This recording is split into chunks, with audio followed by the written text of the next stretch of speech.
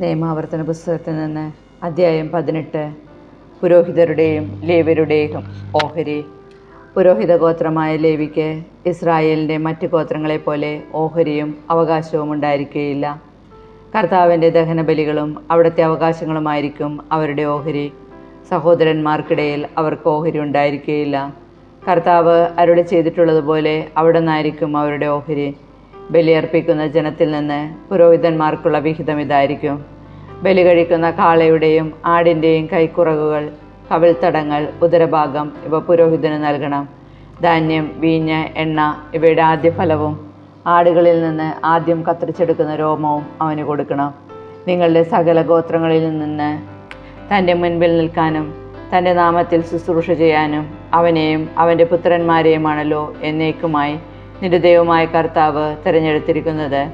Israel പട്ടണങ്ങളിൽ എവിടെയെങ്കിലും താമസിക്കുന്ന ഒരു ലേവ്യൻ കർത്താവ് തിരഞ്ഞെടുക്കുന്ന സ്ഥലത്ത് വരാൻ ആഗ്രഹിക്കുകയാണെങ്കിൽ വന്നുകൊള്ളട്ടെ. കർത്താവിൻ്റെ സന്നിധിയിൽ ശുശ്രൂഷ ചെയ്യാനായി നിൽക്കുന്ന സഹോദര ലേവ്യരെ പോലെ അവനും നിന്റെ ദൈവമായ കർത്താവിൻ്റെ നാമത്തിൽ ശുശ്രൂഷ ചെയ്യാം. പിതൃസമ്പത്ത് വിറ്റുകിട്ടുന്ന തുകയ്ക്ക് പുറമെ ഭക്ഷണത്തിൽ മറ്റ് ലേവ്യരോടൊപ്പം തുല്യമായ ഓഹരി അവനുണ്ടായിരിക്കും. നിന്റെ ദൈവമായ കർത്താവ് തരുന്ന ദേശത്ത് നീ വരുമ്പോൾ ആ ദേശത്തെ ദുരാചാരങ്ങൾ അനുകരിക്കരുത്. മകനെയോ മകളെയോ ഹോമിക്കുന്നവൻ, പ്രാശ്നീകൻ, ലക്ഷണം പറയുന്നവൻ, ആഭിചാരക്കാരൻ, മന്ത്രവാദി, വെളിച്ചപ്പാട്, ക്ഷുദ്രക്കാരൻ, മൃതസന്ദേശ വിദ്യക്കാരൻ എന്നിവരാരും നിങ്ങൾക്കിടയിൽ ഉണ്ടായിരിക്കരുത്. ഇത്തരക്കാർ കർത്താവിന് നിന്ദ്യരാണ്. അവരുടെ ഈ മ്ലേച്ഛ പ്രവൃത്തികൾ നിമിത്തമാണ് അവിടുന്ന് അവരെ നിങ്ങളുടെ മുൻപിൽ നിന്ന് നിഷ്കാസനം ചെയ്യുന്നത്. നിന്റെ ദൈവമായ കർത്താവിൻ്റെ മുൻപിൽ നീ കുറ്റമറ്റവനായിരിക്കണം. മോശയെപ്പോലെ ഒരു പ്രവാചകൻ. നീ കീഴടക്കാൻ പോകുന്ന ജനതകൾ ജ്യോത്സ്യരെയും പ്രാർശനികരെയും ശ്രവിച്ചിരുന്നു. എന്നാൽ നിന്റെ ദൈവമായ കർത്താവ് നിന്നെ അതിനനുവദിച്ചിട്ടില്ല. നിന്റെ ദൈവമായ കർത്താവ് നിന്റെ സഹോദരങ്ങളുടെ ഇടയിൽ നിന്ന് എന്നെപ്പോലെയുള്ള ഒരു പ്രവാചകനെ നിനക്ക് വേണ്ടി അയക്കും. അവൻ്റെ വാക്കാണ് നീ ശ്രവിക്കേണ്ടത്.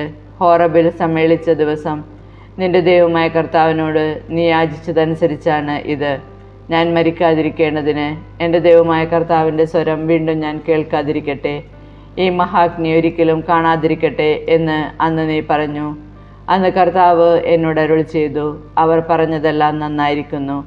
അവരുടെ സഹോദരന്മാരുടെ ഇടയിൽ നിന്ന് നിന്നെ പോലുള്ള ഒരു പ്രവാചകനെ ഞാൻ അവർക്ക് വേണ്ടി അയക്കും. എൻ്റെ വാക്കുകൾ ഞാൻ അവൻ്റെ നാവിൽ നിക്ഷേപിക്കും. ഞാൻ കൽപ്പിക്കുന്നതെല്ലാം അവൻ അവരോട് പറയും. എൻ്റെ നാമത്തിൽ അവൻ പറയുന്ന എൻ്റെ വാക്കുകൾ ശ്രവിക്കാത്തവരോട് ഞാൻ തന്നെ പ്രതികാരം ചെയ്യും. എന്നാൽ ഒരു പ്രവാചകൻ ഞാൻ കൽപ്പിക്കാത്ത കാര്യം എൻ്റെ നാമത്തിൽ പറയുകയോ അന്യദേവന്മാരുടെ നാമത്തിൽ സംസാരിക്കുകയോ ചെയ്താൽ ആ പ്രവാചകൻ വധിക്കപ്പെടണം. കർത്താവ് അരുളി ചെയ്യാത്തതാണ് ഒരു പ്രവാചകൻ്റെ വാക്കെന്ന് ഞാൻ എങ്ങനെ അറിയും എന്ന് നീ മനസ്സാ ചോദിച്ചേക്കാം. ഒരു പ്രവാചകൻ കർത്താവിൻ്റെ നാമത്തിൽ സംസാരിച്ചിട്ട് അത് സംഭവിക്കാതിരിക്കുകയോ സഫലമാകാതിരിക്കുകയോ ചെയ്താൽ ആ വാക്ക് കർത്താവ് അരുളി ചെയ്തിട്ടുള്ളതല്ല. ആ പ്രവാചകൻ അവിവേകത്തോടെ സ്വയം സംസാരിച്ചതാണ്. നീ അവനെ ഭയപ്പെടേണ്ട.